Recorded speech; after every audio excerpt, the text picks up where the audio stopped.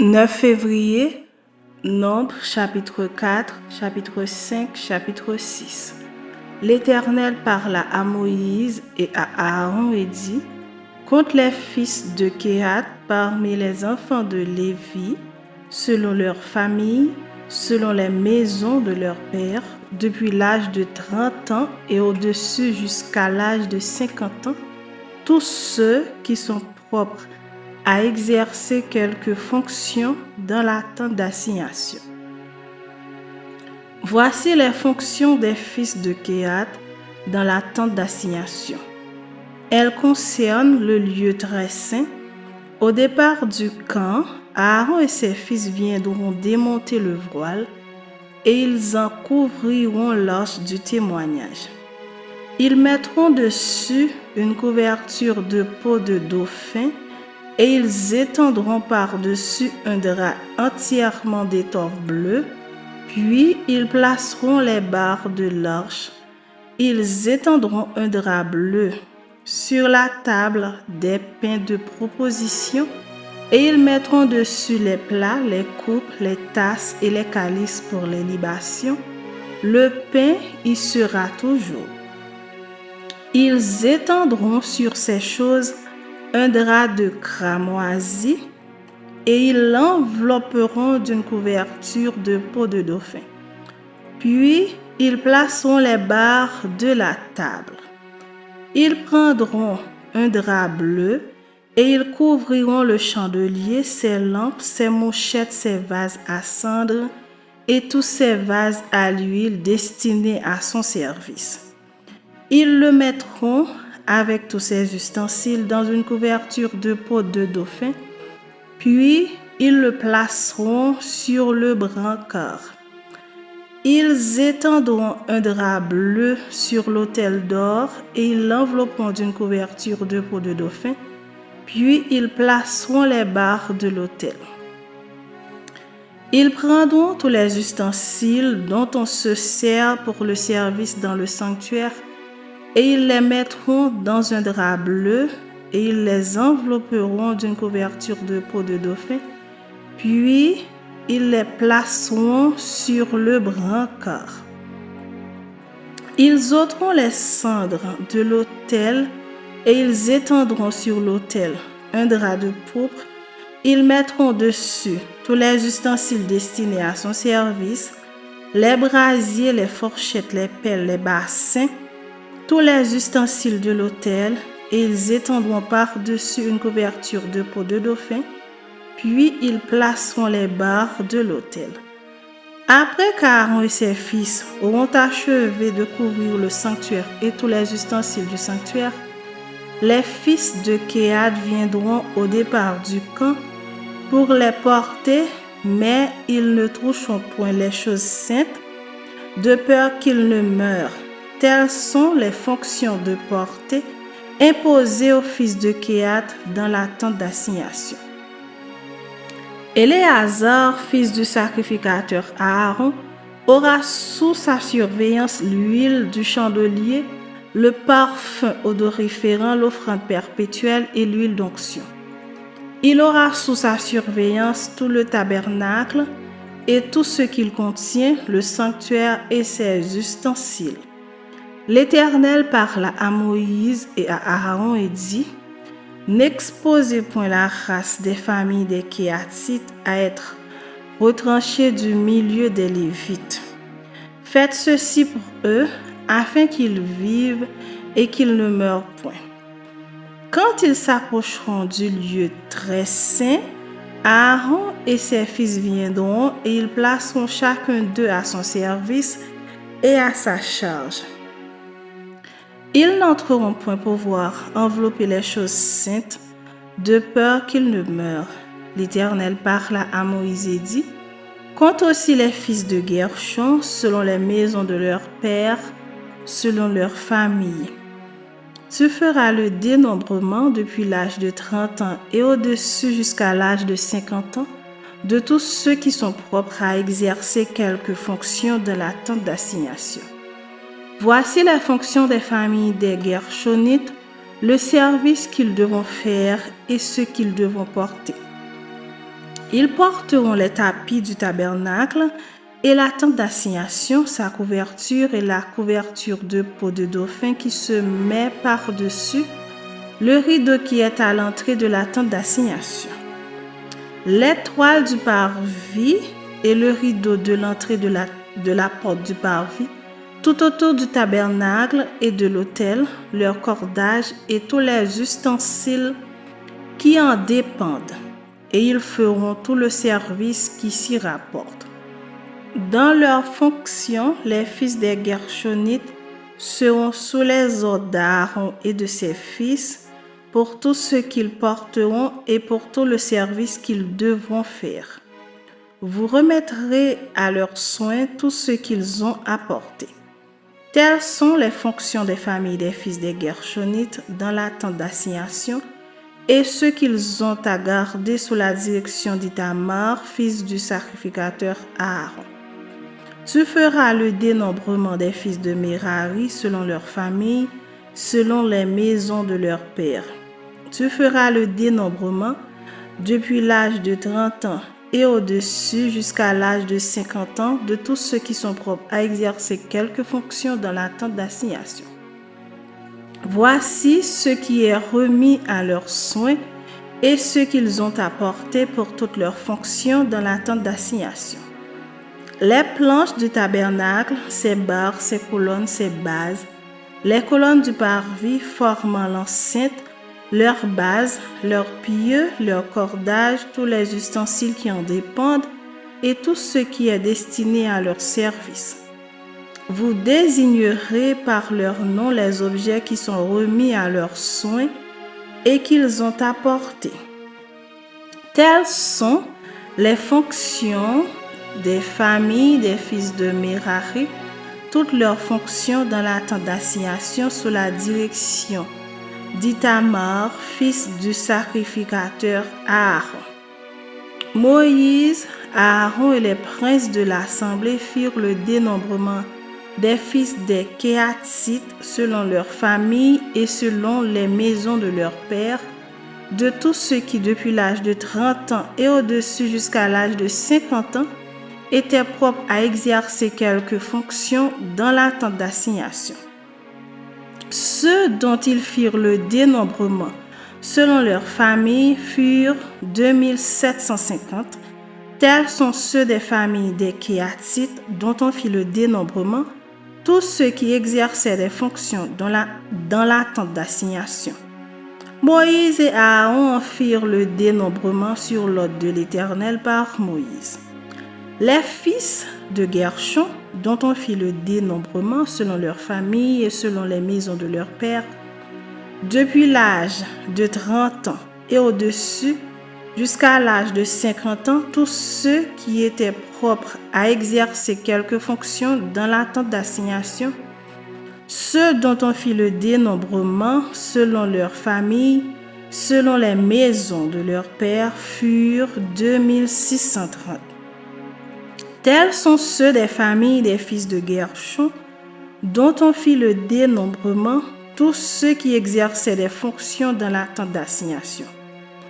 Moïse et Aaron en firent le dénombrement sur l'ordre de l'Éternel. Ceux des familles des fils de Merari, dont on fit le dénombrement, selon leurs familles, selon les maisons de leurs pères, depuis l'âge de 30 ans et au-dessus jusqu'à l'âge de 50 ans, tous ceux qui étaient propres à exercer quelque fonction dans la tente d'assignation, ceux dont on fit le dénombrement, selon leurs familles, furent 3200. Tels sont ceux des familles des fils de Merari, dont on fit le dénombrement. Moïse et Aaron en firent le dénombrement sur l'ordre de l'Éternel par Moïse. Tous ceux des Lévites, dont Moïse, Aaron et les princes d'Israël firent le dénombrement, selon leurs familles et selon les maisons de leurs pères. Depuis l'âge de 30 ans et au-dessus jusqu'à l'âge de 50 ans, tous ceux qui étaient propres à exercer quelque fonction et à servir de porteurs dans la tente d'assignation, tous ceux dont on fit le dénombrement furent 8580. On en fit le dénombrement sur l'ordre de l'Éternel par Moïse, en indiquant à chacun le service qu'il devait faire et ce qu'il devait porter. On en fit le dénombrement selon l'ordre que l'Éternel avait donné à Moïse. Chapitre 5. L'Éternel parla à Moïse et dit: Ordonne aux enfants d'Israël de renvoyer du camp tous lépreux et quiconque a une gonorrhée ou est souillé par un mort. Hommes ou femmes, vous les renverrez hors du camp, afin qu'ils ne souillent pas le camp au milieu duquel j'ai ma demeure. Les enfants d'Israël firent ainsi, et ils les renvoyèrent hors du camp. Comme l'Éternel l'avait ordonné à Moïse, ainsi firent les enfants d'Israël. L'Éternel parla à Moïse et dit: Parle aux enfants d'Israël. Lorsqu'un homme ou une femme péchera contre son prochain en commettant une infidélité à l'égard de l'Éternel et qu'il se rendra ainsi coupable, il confessera son péché et il restituera dans son entier l'objet mal acquis en y ajoutant un cinquième. Il le remettra à celui envers qui il s'est rendu coupable. S'il n'y a personne qui ait droit à la restitution de l'objet mal acquis, cet objet revient à l'Éternel, au sacrificateur, outre le bélier expiatoire avec lequel on fera l'expiation pour le coupable. Toute offrande de choses consacrées par les enfants d'Israël appartiendra au sacrificateur à qui elles seront présentées. Les choses qu'on aura consacrées lui appartiendront. Ce qu'on lui aura remis lui appartiendra. L'Éternel parla à Moïse et dit: Parle aux enfants d'Israël, et tu leur diras: Si une femme se détourne de son mari et lui devient infidèle, si un autre a commerce avec elle et que la chose soit cachée aux yeux de son mari, si elle s'est souillée en secret sans qu'il y ait de témoin contre elle, et sans qu'elle ait été prise sur le fait, et si le mari est saisi d'un esprit de jalousie et a des soupçons sur sa femme qui s'est souillée, ou bien s'il est saisi d'un esprit de jalousie et a des soupçons sur sa femme qui ne s'est point souillée, cet homme amènera sa femme au sacrificateur et apportera en offrande pour elle 1/10 d'épha de farine d'orge.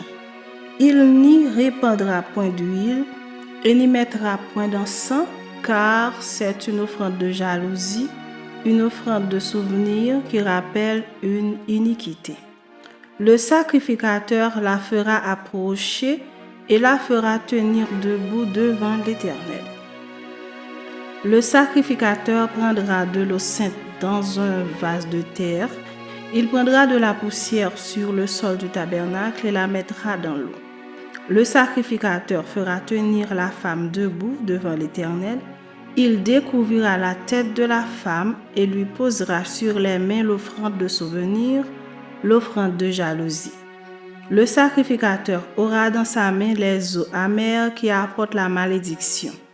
Le sacrificateur fera jurer la femme et lui dira: Si aucun homme n'a couché avec toi, et si étant sous la puissance de ton mari, tu ne t'en es point détourné pour te souiller, ces eaux amères qui apportent la malédiction ne te seront point funestes.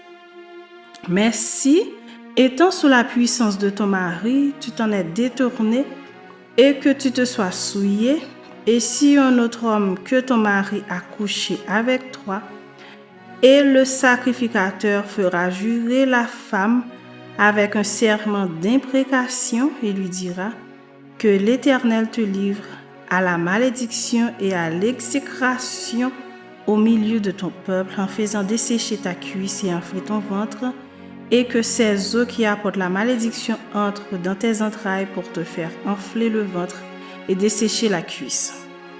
Et la femme dira: Amen, Amen. Le sacrificateur écrira ces imprécations dans un livre, puis les effacera avec les eaux amères. Et il fera boire à la femme les eaux amères qui apportent la malédiction, et les eaux qui apportent la malédiction entreront en elle pour produire l'amertume.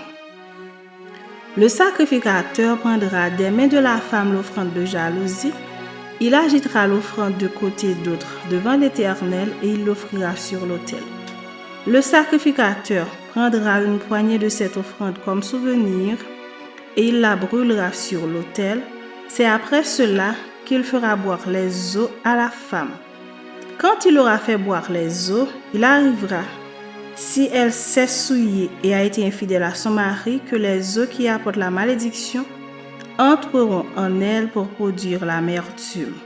Son ventre s'enflera, sa cuisse se desséchera, et cette femme sera en malédiction au milieu de son peuple.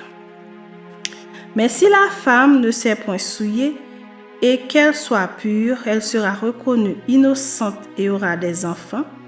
Telle est la loi sur la jalousie pour le cas où une femme sous la puissance de son mari se détourne et se souille, et pour le cas où un mari saisi d'un esprit de jalousie a des soupçons sur sa femme, le sacrificateur la fera tenir debout devant l'Éternel et lui appliquera cette loi dans son entier. Le mari sera exempt de faute, mais la femme portera la peine de son iniquité. Chapitre 6. L'Éternel parla à Moïse et dit, « Parle aux enfants d'Israël et tu leur diras. Lorsqu'un homme ou une femme se séparera des autres en faisant vœu de naziréat pour se consacrer à l'Éternel, il s'abstiendra de vin et de boisson. Enivrant, il ne boira ni vinaigre fait avec du vin, ni vinaigre fait avec une boisson. Enivrant, il ne boira d'aucun liqueur tiré des raisins, et il ne mangera point de raisins frais ni de raisins secs. Pendant tout le temps de son naziréat, il ne mangera rien de ce qui provient de la vigne, depuis les pépins jusqu'à la peau du raisin. Pendant tout le temps de son naziréat, le rasoir ne passera point sur sa tête jusqu'à l'accomplissement des jours pour lesquels il s'est consacré à l'Éternel. Ce sera saint, il laissera croître librement ses cheveux. Pendant tout le temps qu'il a voué à l'Éternel, il ne s'approchera point d'une personne morte. Il ne se souillera point à la mort de son père, de sa mère, de son frère ou de sa sœur, car il porte sur sa tête la consécration de son Dieu. Pendant tout le temps de son naziréat, il sera consacré à l'Éternel. Si quelqu'un meurt subitement près de lui et que sa tête consacrée devienne ainsi souillée, il se rasera la tête le jour de sa purification, il se la rasera le 7e jour. Le 8e jour, il apportera au sacrificateur 2 tourterelles ou 2 jeunes pigeons à l'entrée de la tente d'assignation. Le sacrificateur sacrifiera l'un comme victime expiatoire et l'autre comme holocauste, et il fera pour lui l'expiation de son péché à l'occasion du mort. Le Naziréen sanctifiera ainsi sa tête ce jour-là. Il consacrera de nouveau à l'Éternel les jours de son naziréat et il offrira un agneau d'1 an en sacrifice de culpabilité. Les jours précédents ne seront point comptés parce que son naziréat a été souillé. Voici la loi du Naziréen. Le jour où il aura accompli le temps de son naziréat, on le fera venir à l'entrée de la tente d'assignation. Il présentera son offrande à l'Éternel, un agneau d'1 an et sans défaut pour l'holocauste, une brebis d'1 an et sans défaut pour le sacrifice d'expiation, et un bélier sans défaut pour le sacrifice d'action de grâce. Une corbeille de pain sans levain, 2 gâteaux de fleurs de farine pétrie à l'huile, et 2 galettes sans levain arrosées d'huile avec l'offrande et la libation ordinaire.